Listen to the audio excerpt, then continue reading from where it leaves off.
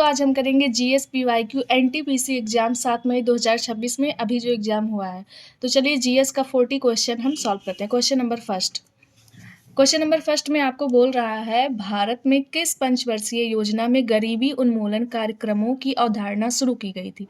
तो गरीबी उन्मूलन के लिए आपका 5वीं पंचवर्षीय योजना आता है। ठीक है, 5वीं पंचवर्षीय योजना के बारे में हम और कुछ भी जाने, जिसमें है हमारा 5वीं पंचवर्षीय योजना शुरू होता है 1974 से 1978 के बीच में, और इसके माध्यम से हमें आत्मनिर्भरता और सामाजिक न्याय पे ध्यान केंद्रित कराया गया था।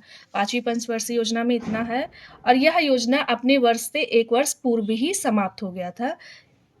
चलिए चलते हैं सेकंड क्वेश्चन पर।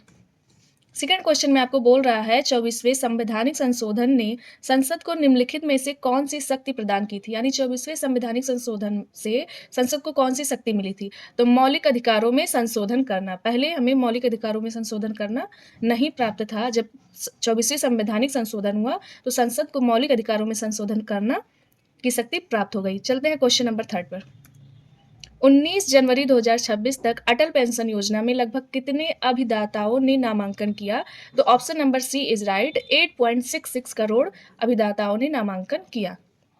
क्वेश्चन नंबर फोर्थ में आपको बोल रहा है, किस राज्य सरकार ने ड्रोन संवर्धन और उपयोग नीति 2026 की शुरू की।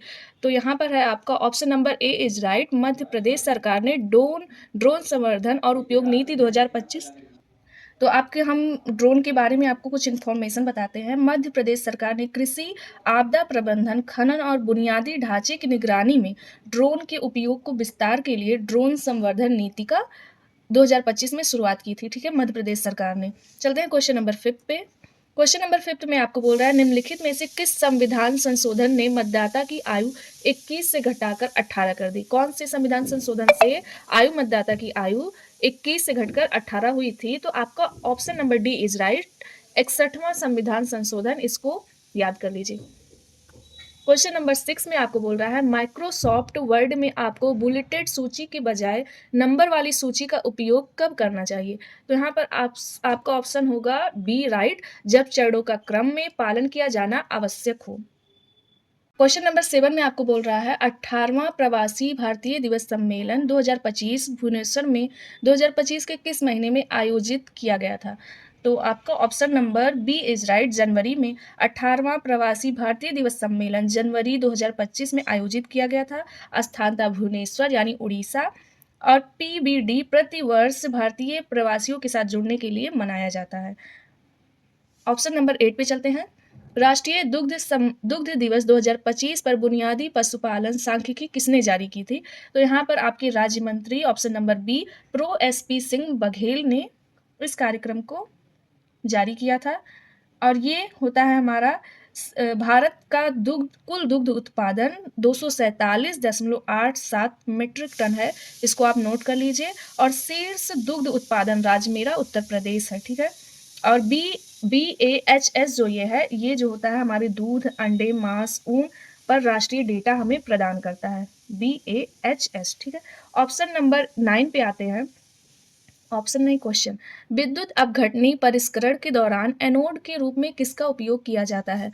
तो यहाँ पर आपका होगा option number C is right, परिष्कृत किए जाने वाली अशुद्ध धातु की एक पट्टी। इसमें आपको अगर बताएं तो विद्युत अपघटनी परिष्करण तांबे, जस्ता और सोने जैसी धातुओं को शुद्ध करने के लिए उपयोग की जाने वाली एक प्रक्रिया है। ऑप्शन नंबर 10 पे आते हैं। निम्नलिखित में से किसने विषयों पर आरक्षित और हस्तांतरित सूचियों में विभाजित करके द्वैध शासन की शुरुआत की। तो द्वैध शासन की शुरुआत भारत सरकार अधिनियम 1919, option number D is right. द्वैध शासन हमारे मैंटेग्यू चेम्सफोर्ड सुधार ने लाया था। प्रांतीय स्तर पर द्वैध शासन की स्थापना या शुरुआत की थी 1919 में। ठीक है, आते हैं क्वेश्चन नंबर 11 पे। 11th में आपको 2 कथन दिया गया है, जिसमें से कौन सा कथन सही है ये बताना है। तो रीड करते हैं।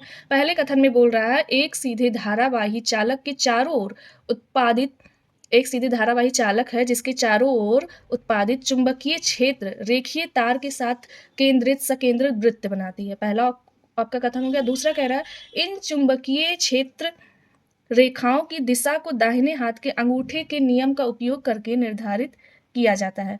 तो यहाँ पर आपको बताएं, आपका option number A is right होगा। दोनों ही कथन सही है, पर कैसे, इसको देखते हैं।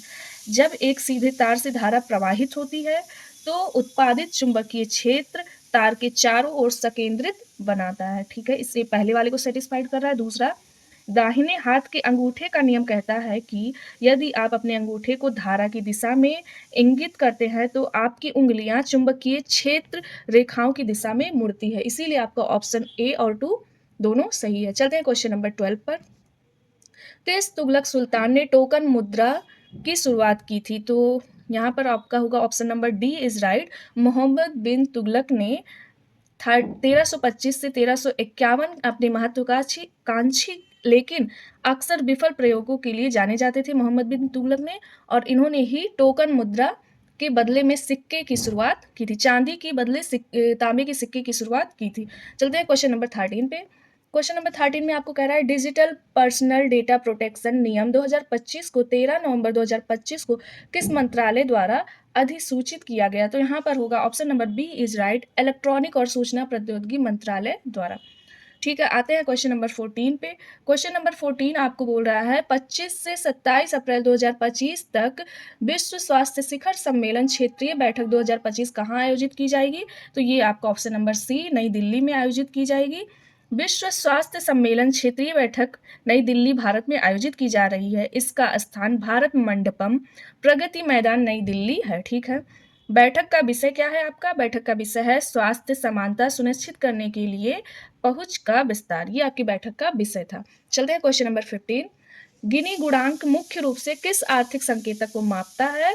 तो option number C is right. Gini गुणांक आय असमानता को मापता है।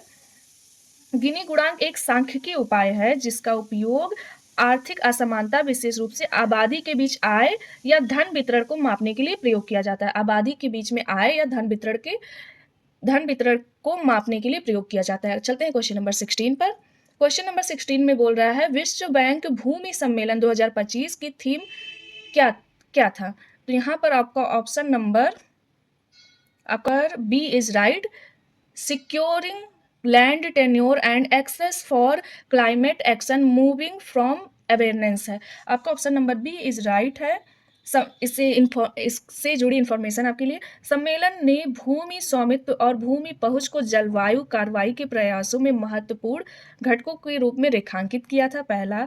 दूसरा, इन्होंने भारत को समावेशी भूमि शासन में अपने नेतृत्व के लिए कंट्री चैंपियन के रूप में सम्मानित किया।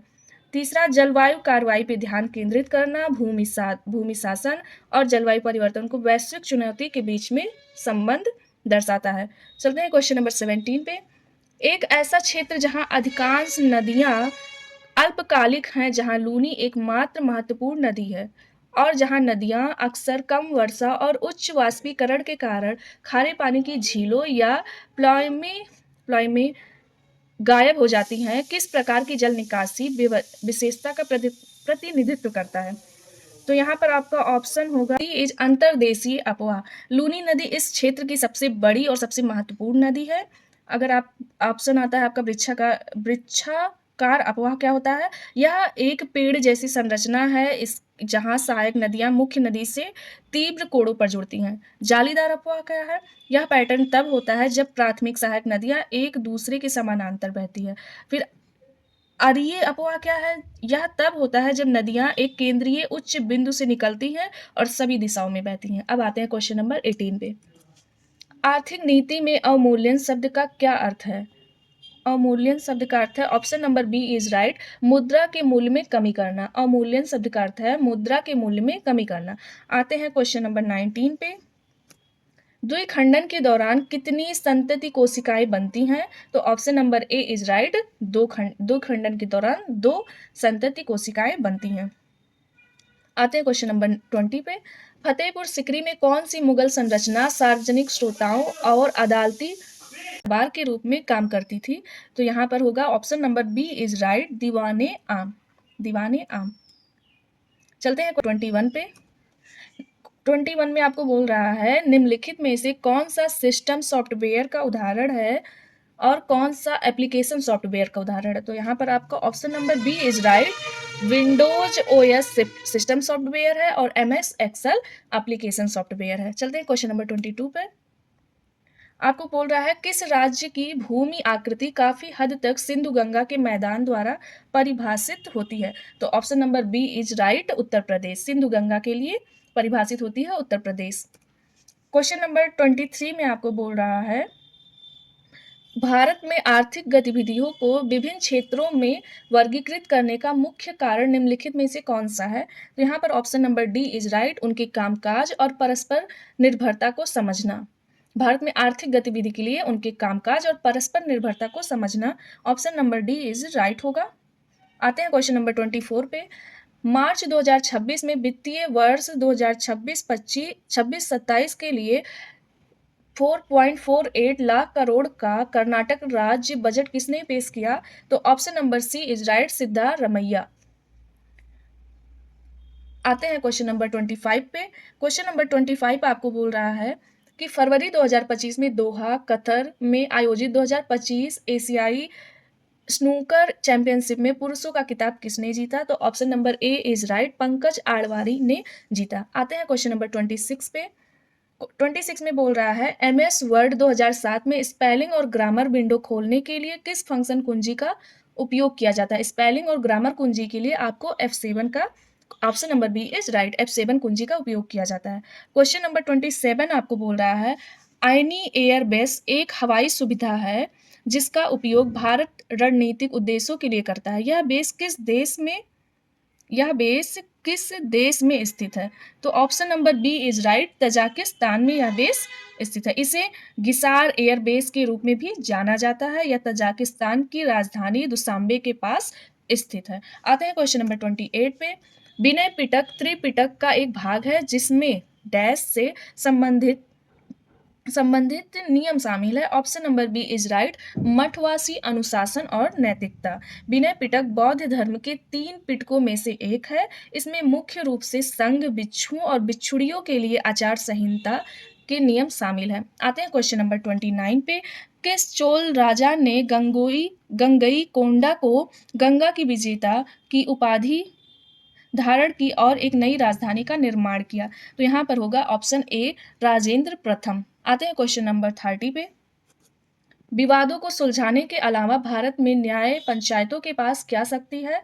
तो इसमें होगा option number C is right, अपराधियों पर जुर्माना लगाना। ये भी शक्ति भारत की पंचायतों पर है। चलते हैं क्वेश्चन नंबर 31 पे। पेंटिपिंग महिषासुर जो अभिव्यक्तिवाद के साथ पौराणिक कथाओं का मिश्रण है, किसकी कृति है? तो यह है आपकी option number C is right, Tyeb Mehta का। तायब मेहता की महिषासुर आधुनिक भारतीय कला की सबसे प्रतिष्ठित कृतियों में से एक है। यह देवी दुर्गा और भैंस रूपी राक्षस महिषासुर के बीच संघर्ष को दर्शाती है। आते हैं क्वेश्चन नंबर 32 पे। भारत में निम्नलिखित में से किस द्वीप समूह में बैरन द्वीप पर एक सक्रिय ज्वालामुखी होने के लिए जाना जाता है? तो यहाँ option number A is right, Andaman एवं निकोबार द्वीप समूह। आते हैं क्वेश्चन नंबर 33 पे। किफायती किराया आवास परिसर, आवास और शहरी मामलों के मंत्रालय द्वारा किसके तहत एक उप योजना के रूप में शुरू किए गए थे? Option number C is right, Pradhan Mantri Awas योजना शहरी। आते हैं क्वेश्चन नंबर 34 पे। क्वेश्चन नंबर 34 आपका बोल रहा है कि भारतीय संविधान का कौन सा अनुच्छेद कुछ मामलों में गिरफ्तारी और निरोध से संरक्षण प्रदान करता है? तो यह अनुच्छेद आपका ऑप्शन नंबर सी यानी अनुच्छेद 22 है। ठीक है, आते हैं क्वेश्चन नंबर 35 पे। भारत की पहली महिला फोटो जर्नलिस्ट कौन थी जिन्होंने शुरुआती स्वतंत्र भारत के ऐतिहासिक क्षणों को कैद किया और पत्रकारिता और फोटोग्राफी में बाधाओं को तोड़ा? तो option number A is right, Homi वाला। आते हैं क्वेश्चन नंबर 36 पर।